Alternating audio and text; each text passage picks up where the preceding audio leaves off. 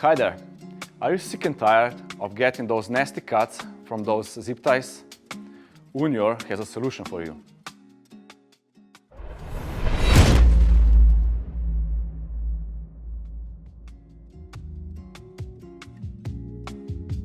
So we came up with those pliers that are specific for plastic only.